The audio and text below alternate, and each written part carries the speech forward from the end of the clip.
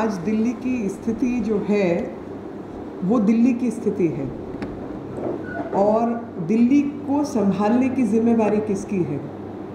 उस सरकार की जो दिल्ली में झूठे वायदे करके जीतकर दिल्ली में आई थी और ये लगातार अपनी ताकत बढ़ाने की और इस किस्म की बात कर रहे थे। मैं 2015 की प्रेस आपको याद दिलाना चाहती हूँ और इनका आप मैनिफेस्टो भी उठा के देख लीजिए, जिसमें इन्होंने कहा था कि हम 30,000 बेड्स दिल्ली में लगाएंगे, हेल्थ इंफ्रास्ट्रक्चर बढ़ाएंगे, 30,000 बेड्स लगाएंगे। लेकिन हाईकोर्ट में जब मामले सामने आए तो पता चला कि दिल्ली को आज तक, और वो भी पिछले साल मिलाकर जब केंद्र सरकार का इनके ऊपर प्रेशर था और अमित भाई गृह मंत्री के रूप में लगातार पिछले साल संभाल रहे थे दिल्ली को, तो 354 बेड ऐड किए गए थे, सिर्फ 354। और ये हाई कोर्ट के अंदर एफिडेविट की मैं बात कर रही हूँ। प्राइमरी हेल्थ सेंटर्स और जो डिस्पेंसरी जिसको कहा जाता है वो म्यूनिसिपल कॉरपोरेशन चलाती है, जो कि इनके आने से पहले दिल्ली में उसकी संख्या 265 थी। वो 265 की संख्या घटकर आज 230 रह गई है।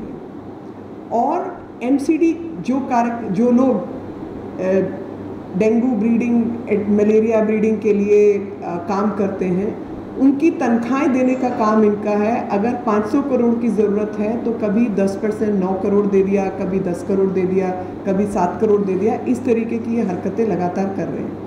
और केंद्र सरकार ने अब तक इनको पिछले 2 साल का मैं ब्यौरा खास तौर पे देना चाहती हूँ कि केंद्र सरकार ने इनको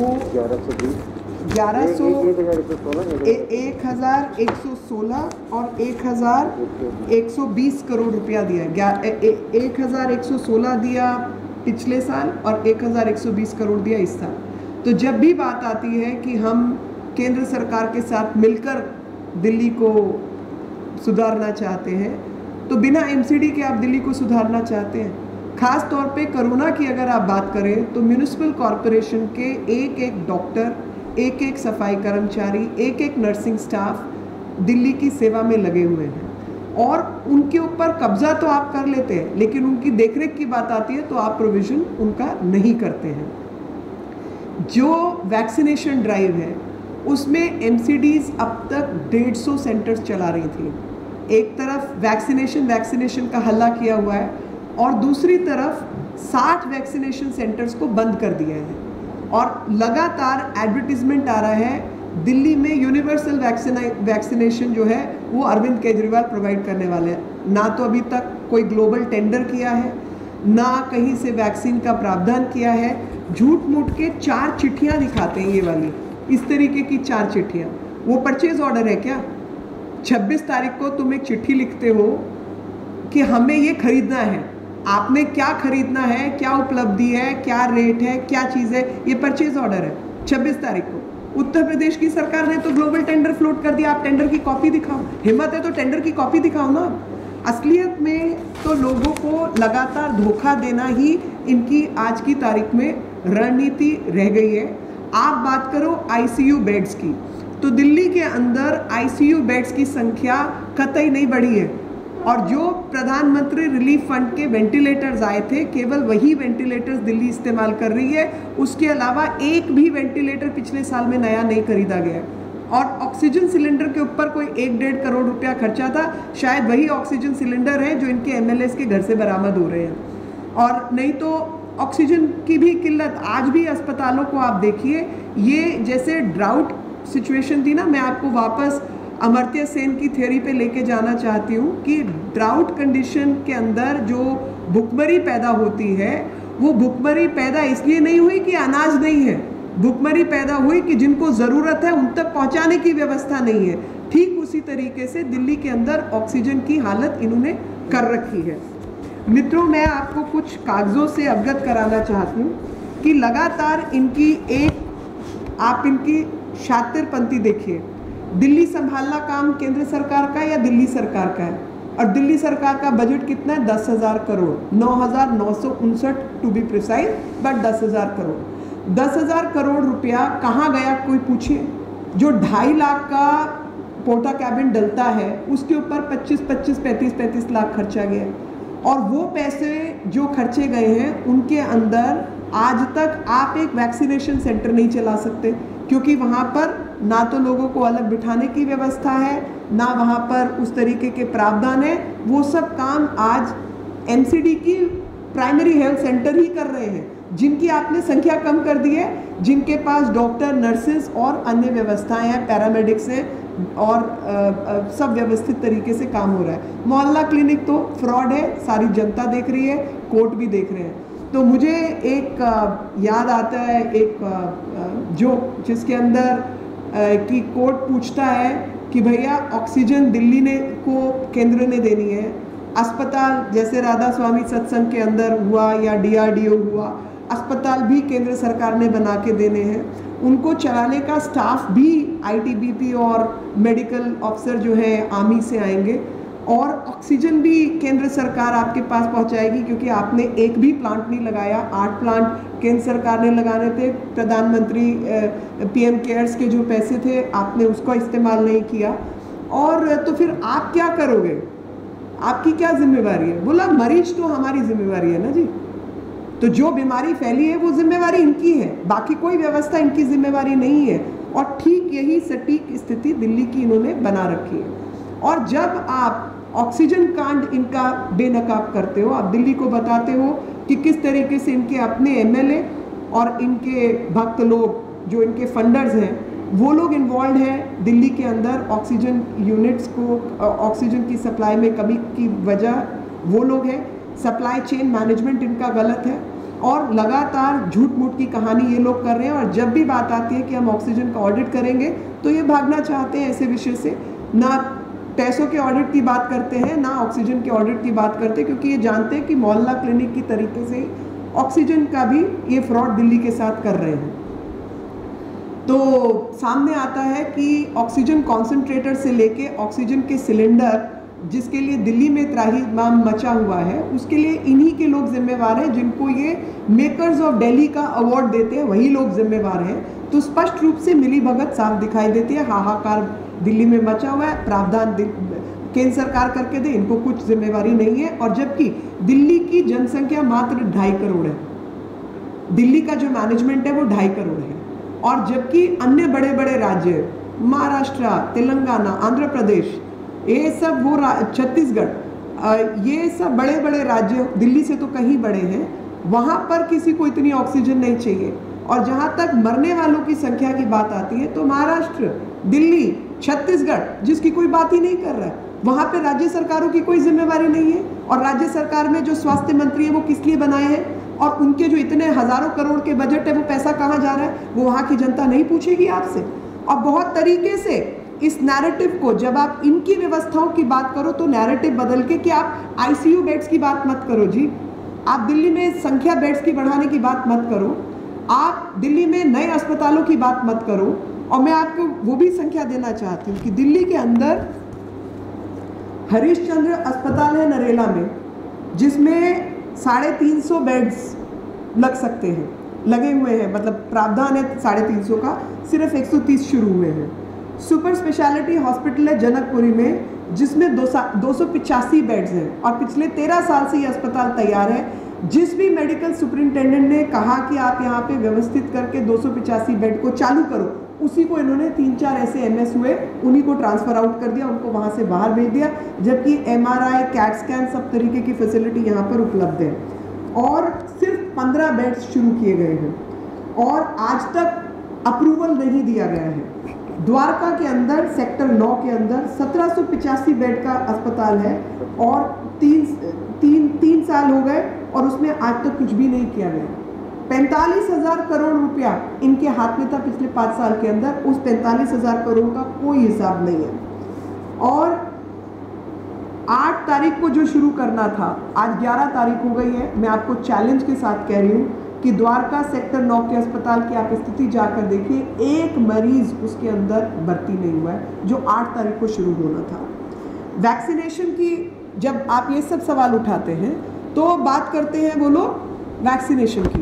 वैक्सीनेशन से संबंधित मैं आपको बताना चाहती हूँ कि भारत में 17 करोड़ से ऊपर लोगों की वैक्सीनेशन हो चुकी है। 17 करोड़ से ऊपर लोग, जो कि अमेरिका की आधी पॉपुलेशन के बराबर है, आधी जनसंख्या के बराबर है। रशिया की पूरी जनसंख्या से ऊपर है और 2 गुना यूके की पॉपुलेशन से है, 6 गुना ऑस्ट्रेलिया की पॉपुलेशन से अधिक है और 34 गुना न्यूजीलैंड की पॉपुलेशन से ऊपर है। तो इसका मतलब ये हुआ कि भारत पूर्ण प्रयास कर रहा है सभी लोगों को वैक्सीनेट करने का। अब आता है वैक्सीनेशन पॉलिसी। खैर आज की तारीख में तो वैक्सीनेशन पॉलिसी की बात नहीं की जाए तो ठीक है, लेकिन वैक्सीनेशन पॉलिसी जो भारत सरकार ने शुरू की, सबसे पहले जो कोरोना वॉरियर्स हैं उनको वैक्सीन लगे, यानी आपके डॉक्टर्स, नर्सेज और अन्य लोग जो कोरोना ड्यूटी करते हैं। आप अंदाज़ा लगाइए कि अगर उनको सबसे पहले वैक्सीन नहीं लगी होती तो अस्पताल में आपके पास लोग नहीं होते आपका ध्यान रखने के लिए। तो इसलिए वो पॉलिसी ठीक थी। आज यही सामने आया ना कि वो पॉलिसी ठीक थी कि आपने आम जन से शुरू करने की बजाय आपने कोरोना वॉरियर्स को सबसे पहले टैकल किया। उसके बाद आर्मी और पुलिस वाले, आप सोचिए कि किस तरीके की स्थिति, ये भी तो बायो वॉरफेयर है। ये जो कुछ आपके साथ देश भर में हो रहा है ये एक जैविक युद्ध है आपके साथ, और उसके अंदर अगर आपकी आर्मी, आपकी पुलिस और अन्य ऐसे जो CAPF आदि के लोग हैं, अगर उनके पास उनको वैक्सीनेट नहीं किया होता तो आप सोचिए क्या स्थिति होती। आपके पास तो मारकाट मच गई होती। और आपने उसी वैक्सीनेशन के तहत उन लोगों को पहले वैक्सीनेट करने का प्रावधान किया। उसके बाद आप आते हैं आमजन के ऊपर कि 60 साल की उम्र से ऊपर वाले यानी senior citizen.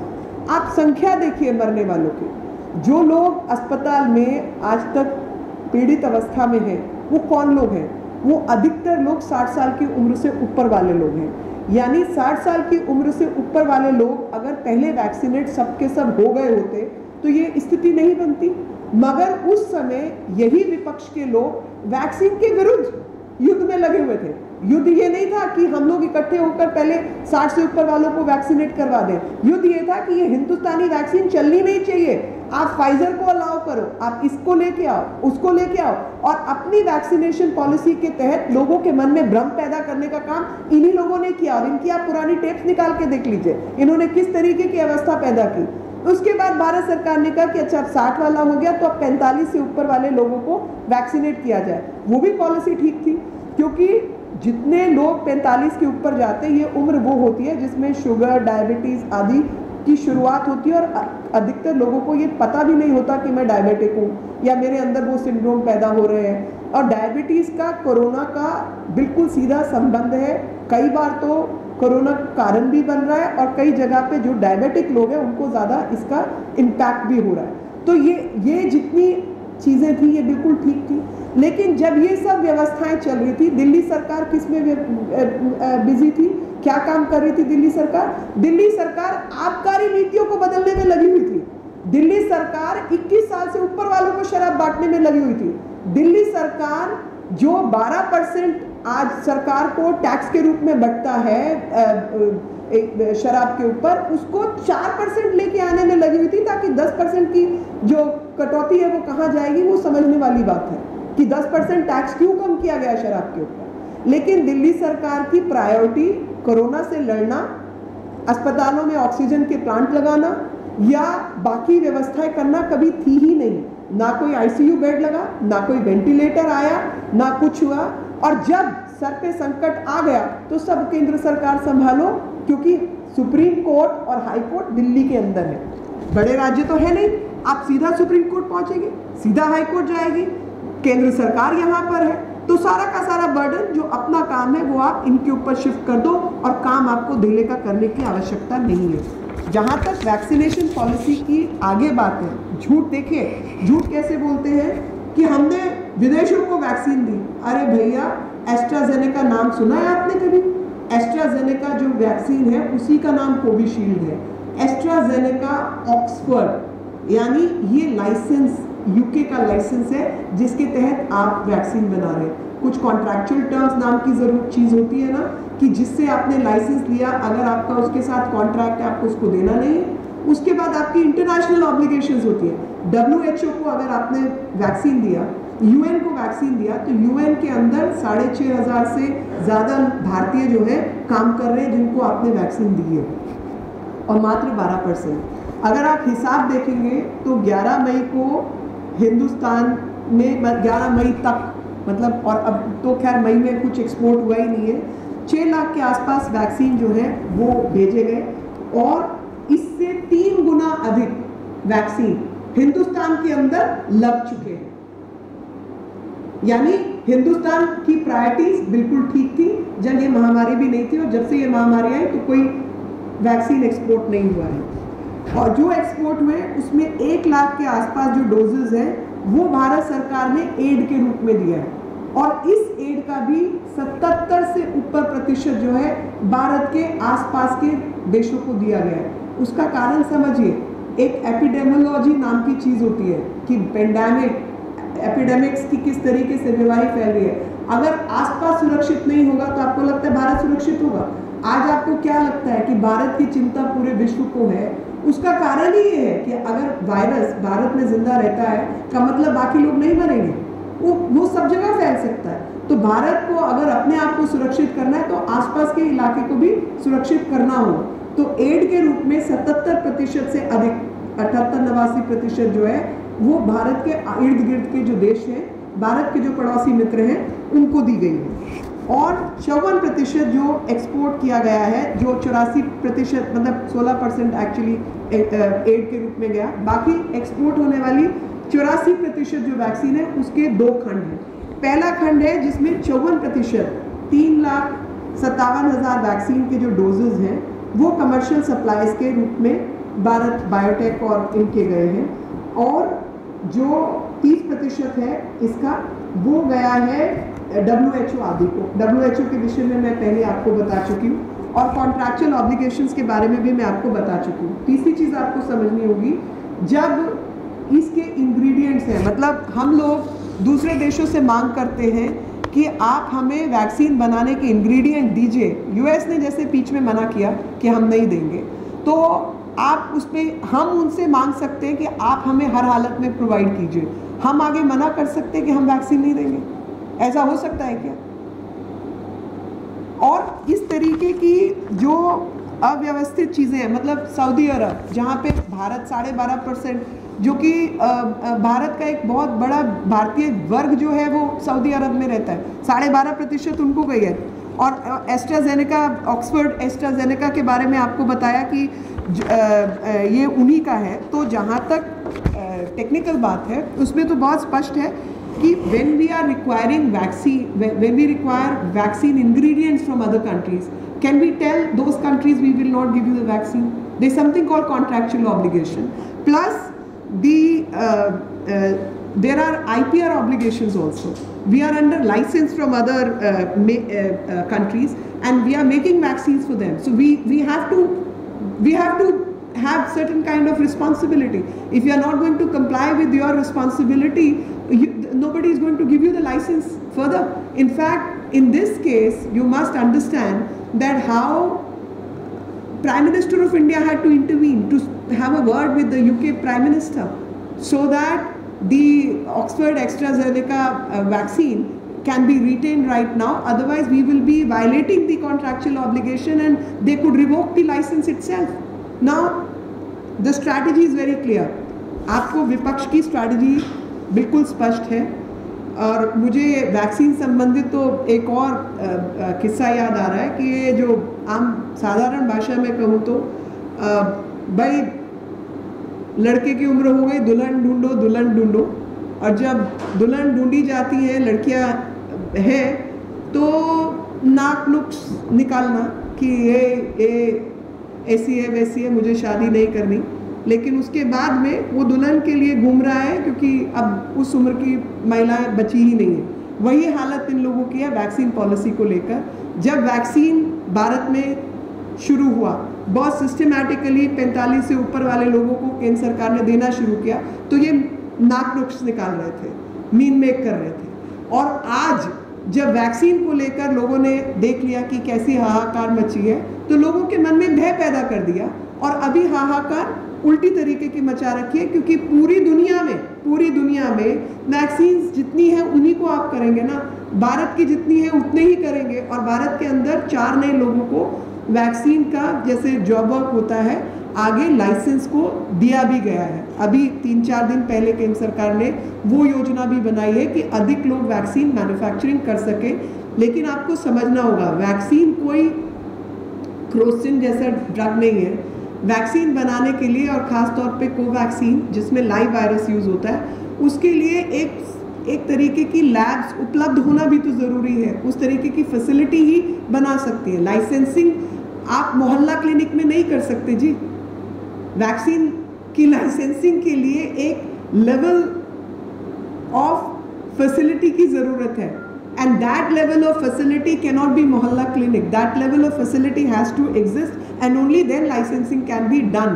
So far as vaccination is concerned, or so far as manufacturing of vaccine is concerned, it's a very, very specialized job, and COVAX is dealing with live virus. So ultimately, you need to have that kind of security framework to deal with that. So please understand the policy which the opposition is using. They are only creating chaos and trying to mislead the people, whereas trying to shy away from their own responsibility. And every time any leader from the opposition asks them, what are your state governments doing? मैं चाहती हूँ इस मंच से कि आप राहुल गांधी से पूछिए कि भाई महाराष्ट्र का हिसाब किताब दो, पंजाब का हिसाब किताब दो, छत्तीसगढ़ का हिसाब किताब दो, राजस्थान का हिसाब किताब दो। वो मुख्यमंत्री तो तुम्हारे थे, उन्होंने पैंडेमिक में क्या किया और उनका कितना कितना बजट था, उनकी क्या क्या व्यवस्थाएं हैं, उसका हिसाब दो। राज्य सरकारें क्या बैठने के लिए हैं? केंद्र सरकार ने राज्य चलाने हैं, तो फिर खत्म कर देते हैं ना, मुख्यमंत्री बनाना ही बंद कर दीजिए, प्रेसिडेंट बना देते हैं, प्रधानमंत्री की जगह प्रेसिडेंट लागू कर देते हैं। प्रेसिडेंट ही होना चाहिए भारत का। लोगों को यहाँ की जो व्यवस्थाएं हैं, जो क्वाज़ाई फेडरल स्ट्रक्चर है हम लोगों का, उसकी समझ नहीं है, गवर्नेंस स्ट्रक्चर्स की समझ नहीं है। और कम से कम भारत में रहने वालों को भी अपने गवर्नेंस स्ट्रक्चर की समझ रखनी चाहिए कि राज्य सरकारों की जिम्मेवारी को आप केंद्र सरकार की जिम्मेवारी के रूप में नहीं दिखा सकते। और केंद्र सरकार को अपना काम करना है, जो कि बहुत बहुत शिद्दत के साथ काम कर रही है, लगातार चिट्ठियां लिख रही है, लगातार चीज़ें भेज रही है, लगातार पैसों की व्यवस्था कर रही है। पीएम केयर्स के माध्यम से व्यवस्था है कि इन लोगों ने तो वेंटिलेटर्स तक खोले नहीं है। इस तरीके की हरकतें इन्होंने की। दे not engaged themselves with the public, and in fact the method which they have adopted has harmed the cause of nation. It is still time that India has to fight it together, and you cannot have distinctions that this primary health center or dispensary is being run by MCD, so I will not fund it. This primary health center is, I will use the MCD staff, but I will not give them facilities, and out of 150 centers, I will reduce 60 centers so that I can hang my picture. That is not the way you can fight this pandemic. Pandemic has to be fought with everyone coming on board together. I pray that some sense prevails and people stop lying and instead of trying to build narratives, they should try to build the nation. Instead of wasting money on advertisements, they should be working with the people. Thank you very much. This is the order of that Dwarka center कि 8 तारीख से शुरू हो चुका है। जिस तरीके से इन लोगों ने आपको फर्जी कागज़ दिखाए हैं ना, मैं असली कागज़ आपको दिखा रही हूँ कि इन्होंने डिक्लेरेशन दी है कि 8 तारीख से शुरू हो चुका है।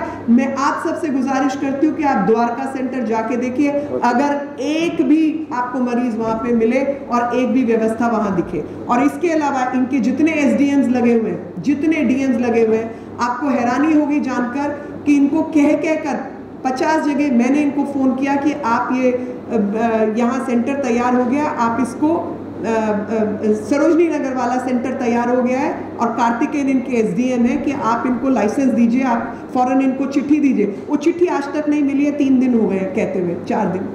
और फिर कि मैंने मैम फाइल मूव कर दी है, और वो भी केंद्र सरकार में किसी अफसर से बात की तब कि मैंने फाइल मूव कर दी है, वो अभी DM के पास है, वहाँ से जब आएगी तब आएगी। इस पर इंक्वायरी होनी चाहिए जी। इस वक्त बात ये नहीं कि अगले ने सेंटर कैसे शुरू किया, उसको तो ज़रूरत है, उसने शुरू कर दिया। इंक्वायरी इस बात की कि आपने अब तक कागज़ क्यों नहीं दिया जो आपको चिट्ठी देनी थी। लगातार इनकी ये हरकतें हैं। 8 तारीख की डिक्लेरेशन आज तक शुरू नहीं हुआ। कोई व्यवस्था नहीं है। वो चलाने के लिए भी केंद्र सरकार आएगी। आप दे दीजिए सांसदों को, हम लोग कर देंगे। हम सब अपने अपने क्षेत्र का देख लेंगे। एमएलए कोई दिख रहा है आपको? स्वास्थ्य मंत्री दिखा है आपको? मुख्यमंत्री कुछ और कहता है, उप मुख्यमंत्री कुछ और कहता है, मुख्यमंत्री कुछ और कहता है, एक प्रवक्ता बना रखे इन्होंने अपने एमएलए राघव चड्ढा, वो कुछ और कहते हैं। 24 घंटे नाटक।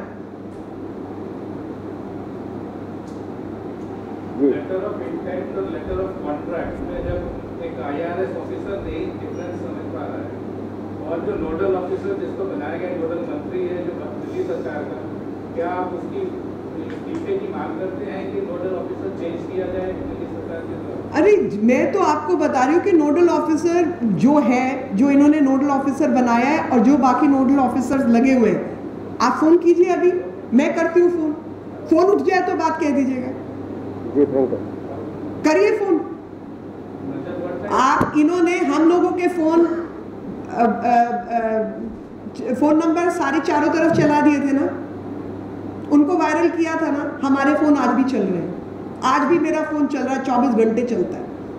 और दिल्ली नहीं बल्कि दिल्ली के आसपास वाले भी आज हवाला देते कि आपका नंबर हमें व्हाट्सएप में मिला, आप हमारी ये मदद कीजिए, वो मदद कीजिए। जहां तक हो सकता है करते, उस एरिया के लोगों को बोलते हैं। मगर आप बताइए इनके एमएलए कहाँ हैं? प्रेस कॉन्फ्रेंस की अरविंद केजरीवाल ने और बोला कि जो फॉर्मूला है वैक्सीन बनाने का, उनको ज़्यादा कंपनीज को बांटना चाहिए ताकि ज़्यादा वैक्सीन बने और टाइम पर बने। और इसको लेकर प्रधानमंत्री को पत्र भी लिखा है अरविंद केजरीवाल ने। मैं समझती हूँ कि अरविंद केजरीवाल कम से कम IIT में पढ़े हैं तो थोड़ा सा विज्ञान जानते होंगे। अब वहाँ भी कोई फर्जीवाड़ा करके घुसे हो तो मुझे नहीं मालूम, लेकिन अगर विज्ञान जानते हैं और समझते हैं तो इनको ये समझ होनी चाहिए कि जो लाइसेंसिंग पॉलिसी होती है वो ख़ास तौर पे जब आप लाइव वायरस आदि से डील कर रहे होते हैं तो उसके लिए कुछ फैसिलिटी, कुछ बेसिक इंफ्रास्ट्रक्चर की ज़रूरत होती है। उस तरीके का इंफ्रा जहाँ होगा लाइसेंस आप उसी को दे सकते हैं ना।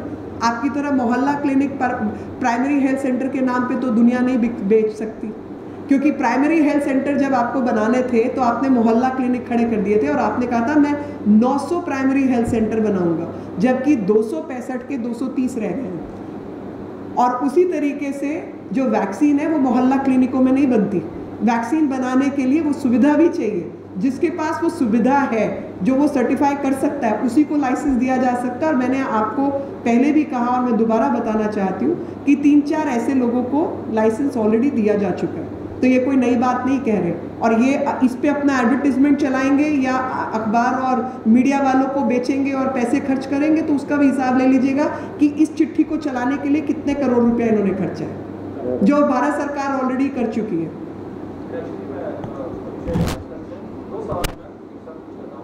नड्डा जी ने लेटर लिखा है सोनिया गांधी जी को कि कांग्रेस का नेगेटिव एटीट्यूड है और इस पैंडेमिक में ऐसा नहीं करना चाहिए। नेगेटिव एटीट्यूड है, कुल मिलाकर के 7 मिनट में काम करना चाहिए। दूसरा मैं एक इम्पोर्टेंट इशू है सेंट्रल मिनिस्टर को लेकर के जिस तरह से बार-बार कोर्ट में जा रहे हैं, लोग रोकने की कोशिश कर रहे हैं कि पैंडेमिक के दौरान ऐसा नहीं कर। देखिए, 2 विषय हैं। कांग्रेस का नेगेटिव एटीट्यूड है तो आपको सबको दिख ही रहा है, और उसमें लगातार मैं 2 कंपनीज की और 2 लोगों की खास तौर पे बात करना चाहती हूँ। इसलिए नहीं कि मुझे उन कंपनीज से कोई नुकसान है या कोई पर्सनल जाति दुश्मनी है। फाइजर को बढ़ाने के लिए इन्होंने हाथ पैर बहुत मारे हैं, और बायोएनटेक, मेरे पास वो सुविधा नहीं है कि मैं इन दोनों का कनेक्शन निकाल पाऊँ, लेकिन जो थोड़ा बहुत मैंने पढ़ा है उसमें ये स्पष्ट हुआ है कि कुछ लोग जो फाइजर के साथ काम करते थे वो बाद में बायोएनटेक में काम करने के लिए गए, और किस तरीके की फंडिंग हुई, क्या हुआ, और फिर बायोएनटेक की रिसर्च के ऊपर फाइजर ने एक mRNA आधारित वैक्सीन बनाया जिसको -24 डिग्री सेंटीग्रेड टेम्परेचर चाहिए ट्रांसपोर्टेशन के लिए। अब आप मुझे बताइए, हिंदुस्तान के अंदर ऐसी कोल्ड चेन जो -24 डिग्री पे आपके दूर दराज देहात तक ले जा सकती है, दिल्ली एयरपोर्ट पे वैक्सीन उतरे और बिहार तक -24 डिग्री पे आप उसको ले जा सकते हैं क्या? -24 डिग्री वाले आपके देश में कितने राज्य होंगे जहाँ पर आप कुछ क्लाइमेटिक टेम्परेचर ये वो करके कुछ हद तक उसको प्रिजर्व कर सकते हैं। इन्होंने उसकी बहुत ज़्यादा बात की। उसके साथ दो चीज़ें और थी कि जब कोई भी वैक्सीन लागू होती है तो आपको याद होगा कि वैक्सीन को एक पॉपुलेशन पे जब टेस्ट किया जाता है, क्योंकि ये सब जीन आधारित है। मेरा जीन ज़रूरी नहीं है यूरोप का जीन हो और आपका जीन ज़रूरी नहीं है कहीं और वाला, हमारा जेनेटिक मेकअप अलग अलग है। और ये सब वैक्सीन जीन्स के आधार पर बनाई गई, mRNA, माइटोकॉन्ड्रियल RNA DNA, तो वो सब फ़र्क है। तो जब आप टेस्टिंग स्टेज में होते हैं, बिना टेस्टिंग के अलाउ कर दिया जाए, ऐसा हो सकता है क्या? टेस्टिंग के लिए तो टेस्टिंग फेज तो आपको चलाना ही पड़ेगा। ये कह रहे थे कि हमें आप टेस्टिंग फेज मत करने दो, आप सीधा अलाउ करो। तो सरकार ने कहा नहीं जी, ऐसा संभव नहीं है। टेस्टिंग फेज, भारत के लोगों की सुरक्षा हमारी जिम्मेवारी है और इसलिए बिना टेस्टिंग के हम अलाउ नहीं करेंगे। और इसी संदर्भ में आपको मैं पुराना किस्सा याद दिलाना चाहती हूँ जो कि कांग्रेस के समय काल में हुआ, जब एक वैक्सीन तैयार किया गया कैंसर ऑफ द सर्विक्स के लिए और उसको ट्रायल किया गया छत्तीसगढ़ की कुछ, छत्तीसगढ़ या झारखंड, मेरे को थोड़ा कन्फ्यूजन है, वहाँ की ट्राइबल बच्चियों के ऊपर, और 90 लड़कियों की डेथ हुई थी। आज अगर ऐसा हो जाए, जिम्मेवार कौन होगा? भारत सरकार, क्योंकि आपने बिना ट्रायल किए लाइसेंसिंग दे दी, ठीक है? तो और जो नुकसान होगा उसकी जिम्मेवारी लेने को तैयार नहीं है। तो ऐसी कंपनीज को तो आप नहीं कर सकते, आपको एक व्यवस्था के तहत ही लोगों को अलाउ करना है, चाहे वो स्पुतनिक है चाहे कुछ और है। वैक्सीन आए, ज़रूर आए, क्योंकि हमारी ज़रूरत है, लेकिन हम सिर्फ बाजार नहीं है जी, लोगों की जान बचाना और लोगों की जान बचाने की जिम्मेवारी भी हम लोगों की है। और लाइसेंसिंग पॉलिसी उसी के तहत पर खोली जाएगी, उसकी safety, security, availability, genetic makeup के ऊपर उसका असर और जिम्मेवारी लेने की क्षमता उस कंपनी की, उसी के आधार पर लाइसेंस दिया जाएगा। यही कारण है कि कांग्रेस के ज़माने में जिस तरीके की हरकतें हुई, भाजपा वो हरकतें करने को तैयार नहीं है। लेकिन कांग्रेस के कर्मकांड हम भूल गए हैं, ऐसा भी नहीं है। दूसरी चीज़, लगातार सेंट्रल विस्टा पर अटैक करना, 862 करोड़ तुमको चुभ रहा है, वो पार्लियामेंट में कौन, प्रधानमंत्री बैठने जा रहे हैं? सेंट्रल विस्टा भारत के लिए बन रहा है या बीजेपी के लिए बन रहा है? तुम नहीं आओगे, या तुमने तय कर लिया कि 44 सांसद भी नहीं आएंगे इस बार, तुम्हारे 4 भी नहीं आने वाले, ये तुमने तय किया। और तुमको पता है कि भारत के लोकतंत्र का जो नया मंदिर है वो तुमको जगह नहीं देगा, क्योंकि तुम लोगों की हरकतें ऐसी हैं। सोनिया गांधी जी और उनकी पार्टी अब तक कर क्या रही है, आप मुझे बताइए। सेंट्रल विस्टा ना बीजेपी का है ना प्रधानमंत्री का है, और अगर प्रधानमंत्री है तो नरेंद्र मोदी जी ने तय नहीं किया कि वो हमेशा प्रधानमंत्री रहने वाले हैं। लेकिन अगर ये पार्लियामेंट के अंदर जो 100 साल के आसपास, 75-70 साल से ऊपर 100 साल के आसपास इसने निकाल दिया, तो उसमें बहुत सारी कांग्रेस की सरकारें रही हैं। आने वाले भविष्य में जब ये बना था 1930-32 जो भी समय रहा हो, उससे अब हमारी जनसंख्या कितनी बढ़ गई है। आज हम 130 करोड़ का देश है, वो 35 करोड़ का देश के समय पे बना था। और उतने सारे आपके, अब जब डिलिमिटेशन होगी तो आपके एमपीज़ की संख्या बढ़ने जा रही है। कहाँ बिठाओगे उन एमपीज़ को? 2000 करोड़ के आसपास, हजार करोड़ के आसपास जो है, भारत सरकार हर साल पैसा खर्चती है किराए के रूप में, और जो भी व्यवस्थाएं खड़ी होती हैं वो देश की व्यवस्थाएं, परमानेंट व्यवस्थाएं हैं, वो किसी के घर की व्यवस्था नहीं है। और ये प्रोजेक्ट कि संसद नया होना चाहिए, विस्टा ठीक होना चाहिए, ये 20 साल पुराना प्रोजेक्ट है। ये कोई प्रधानमंत्री जी का प्रोजेक्ट नहीं है, सिर्फ प्रधानमंत्री जी ने उस प्रोजेक्ट को लागू किया है। जो काम तुम नहीं कर पाए वो प्रधानमंत्री जी ने करके दिया है। और समय पर भारत की कंपनी, भारत के लोग और भारत अपने लिए आज़ाद भारत किस तरीके का लोकतंत्र के मंदिर का निर्माण कर सकता है, वो भी एक बहुत बड़ा संदेश है। और ऊपर से जब इकोनॉमी डाउनफॉल हो रहा है कि इकोनॉमी गिर रही है, इकोनॉमी गिर रही है, ये हो गया वो हो गया, अरे भाई काम तो करना पड़ेगा ना। जब आप काम करेंगे तभी मजदूरों के घर में चूल्हा जलेगा। तो काम करके लोगों का घर भी चले, इकोनॉमी को भी बूस्ट मिले और आने वाले नए भारत का नया लोकतंत्र का मंदिर तैयार हो, इसकी तैयारी है। तो जो लोग सेंट्रल विस्टा के ऊपर गुमराह कर रहे हैं वो बताएं कि एमएलएस के लिए 900 करोड़ का किस लिए आप जो है प्रावधान करके महाराष्ट्र के अंदर मकान बनवा रहे हो। आपने भी वैक्सीन को लेकर कहा कि देश में हमारे 17 करोड़ के आसपास लोगों को वैक्सीन लगा दी, बहुत अच्छी बात है कि लोगों को वैक्सीन ज़्यादा को लोगों को मिलेगी और आपने तमाम देशों के साथ तुलना भी करी जनसंख्या के आधार को लेकर। लेकिन वहाँ की सरकार ने, जैसे अमेरिका हो या रूस हो, दूसरे देशों में वहाँ पर बेरोजगारी भत्ता दिया गया था उन लोगों को जिनकी नौकरियाँ छूटी थी, लेकिन हमारे देश में जिन लोगों को नौकरियाँ छूटी या बेरोजगारी भत्ता थोड़ी तो ये तक नहीं पूछा गया कि अगर आपकी नौकरी चली गई है तो आपका गुजारा कैसे चलेगा।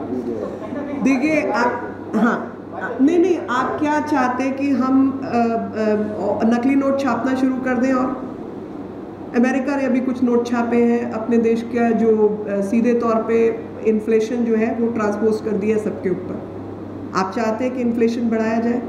90 करोड़ लोगों को जो खाने की व्यवस्था की गई है वो भी उसी भत्ते का रूप है।